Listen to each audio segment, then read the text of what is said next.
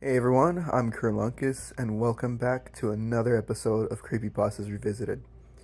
This time, we're going to be taking a look at a sequel to an original creepypasta called Just a Nightmare. This creepypasta is called A New Day, so with that being said, let's see what this new day contains. He fell to the cold floor with a wet plop as his lifeblood spilled around his head. His feet gave a small twitch before going limp.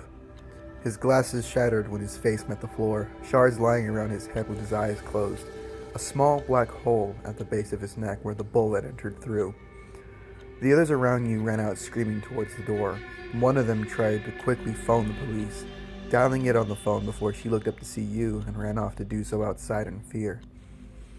You looked down at the murdered body of your best friend, the gun shaking in your hand at the action of it before it slipped off altogether. You backed yourself into the wall, behind you, crawling into a fetal position. You reminded yourself that this wasn't real. This was all a lie. He wasn't real. Nothing was. It was all an illusion, a game that you were not willing to play anymore.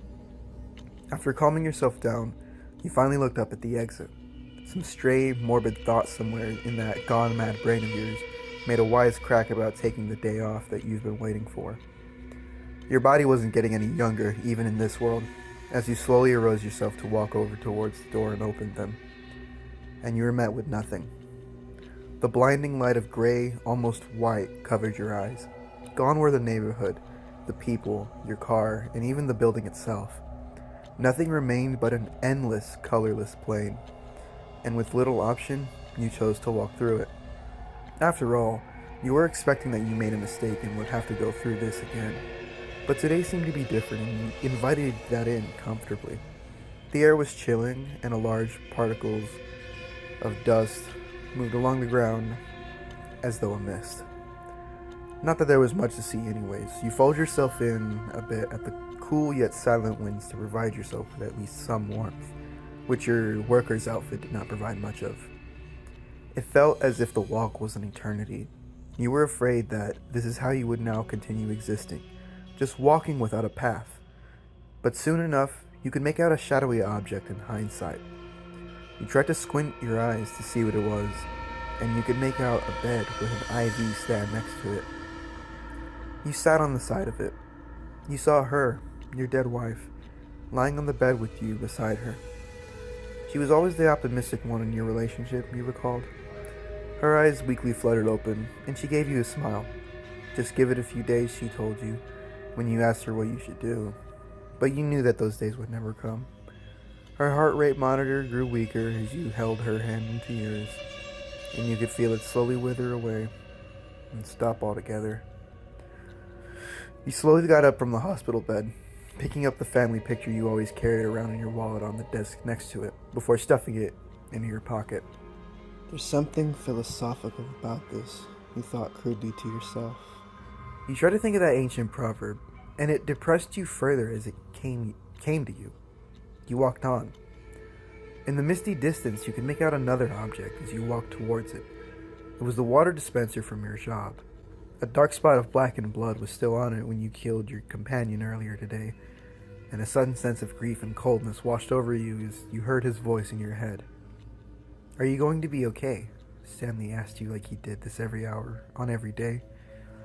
"I'll be fine," you responded, as you slowly pulled the gun out and started to align it where the head meets the spinal cord, when his back was turned and nobody else was looking. "Just give it a few days," you assured him, as you pulled the trigger and watched him slump over as he died. You stared at the water cooler for a long time before you flipped it onto its side in a fit of rage, with a scream, falling to your knees, as you cried bitterly to yourself. You sacrificed your life for this. You realized, to escape and refuse to accept reality. The emptiness that you so selfishly tried to escape from was catching up to you again, filling your mood. The non-existent walls of this open gray path felt as though they were closing in on you. Slowly you die alone on the inside. To pass from this hell is all you wished. When you gathered enough willpower to continue, you nearly tripped on something dark. You looked down at your feet and saw the body of yourself. Your mouth was locked open with open, glazed eyes, staring blankly at the monochrome sky.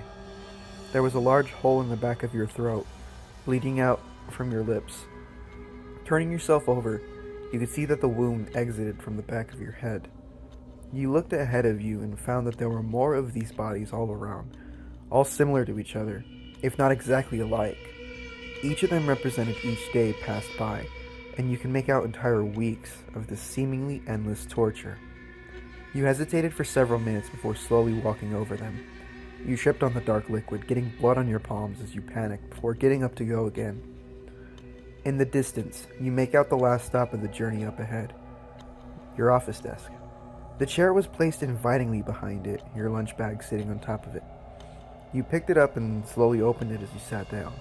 You tossed the sandwich aside, watching it fall and spill its contents on the ground, as though a murder victim.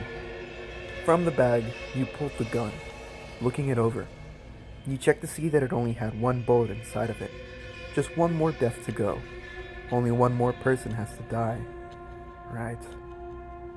You squeezed your tired eyes shut, along with the trigger of the stuffed gun in your mouth, seeing a flash of bright light before all existence faded to the familiar dark you've come to know all so well.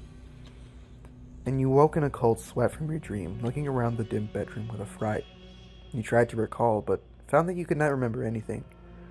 So you passed it off as just a nightmare.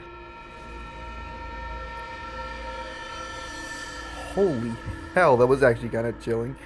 Now, for those who don't recall the original events of Just a Nightmare, the premise is a cyclical nightmare of a workday that ends with the protagonist offing themselves due to the dullness and melancholy that they're experiencing after all life seemingly gives up purpose. And since this is a sequel, a continuation of that, it seems, it takes it in the as it seems to be like a hell or a purgatory within the nightmare that continues every time the gun is used, which would be the ending of Just a Nightmare. It could possibly represent life after death, or what the brain sees as the body dies, at least that's what I think. And I think it's kind of creepy to think about. Visualizing the mental images that the protagonist is being tortured by, even with the somber final moments with the wife, it comes off as really well written, and it does a great job at terrifying the reader. Because there's this extremely unsettling theme throughout the whole story, and it's got a great level of detail. It does stand well on its own, keeping the whole cyclical theme, but linking these two stories together, Just a Nightmare and A New Day, it just brings a whole new level of horror to it, and I strongly recommend reading these stories back to back or listening to them, whatever works best. I can't really find any cliches that detracted from the creepypasta in any way. I just thought it was all around a fantastic sequel to an awesome story written by Flaky Porcupine. So, good job to Flaky Porcupine, and please let me know what you think and what you changed to make this story better. Leave any recommendations for more creepypastas in the comments below. Like it if you liked it, and dislike it if you didn't. And by the way, thank you all for 150 subscribers.